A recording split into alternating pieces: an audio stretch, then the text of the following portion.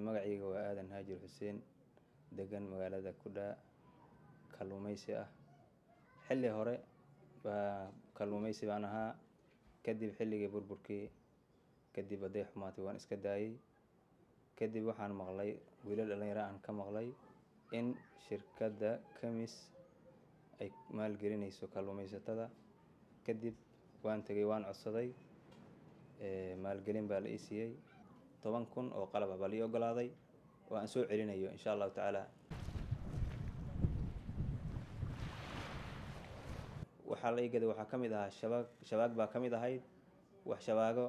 xarko waxa kamid ah jilbo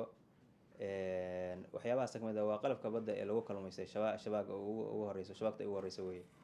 wax soo saar fiican baanu helnay aan ku maareyno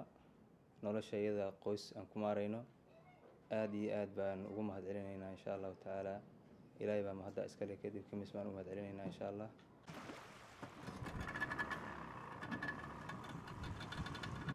haddii aad kalluun soo saarto ma helaysid hadda ma jiro meel lagu kaydiyo haddii marka aan helno meel lagu kaydiyo wax badan bay naga caawinaysaa insha Allah taala inaan kaydino wixii aan soo saarno maalinta ay badheysada tahay haddii wixii meel lagu kaydiyo aan la helin wixii way halaabayaan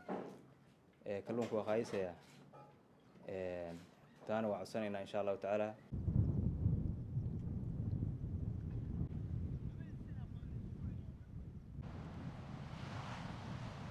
maalintii hore iimaanta isku mid ma ahayn wax soo saarkii baa kordhay faa'iido badan baa soo gashay alxamdulillah aad bay isu bedeshay wax soo galkaada hadii wax ku soo galaan reerkina waa dhinacii maareynta waxaad ka maareynaysaa laakiin ay wax ku soo galaynin oo aad shaqalaan meel u fadhido ilaa reerkii waxaad ku maareysamaysid alxamdulillah reerkina aad baan ugu faa'iidnay alxamdulillah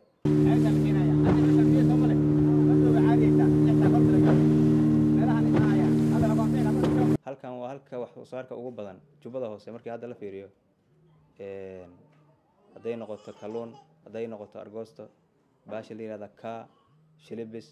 intaba waa laga heli hodan bay ku tahay tirada oo iskaashtada hadda aan mas'uulka u shaqeynayso waa 12 qof waaye 12 qof baa hadda u shaqeyso oo shaqaale ah insha Allah taala sanad kadibna waxaan rajaynaynaa inay sii kordhaan insha Allah taala intaas laba laabka ama saddex laabkeed aan gaarsiino insha Allah taala waana sii horumarinaynaa insha Allah taala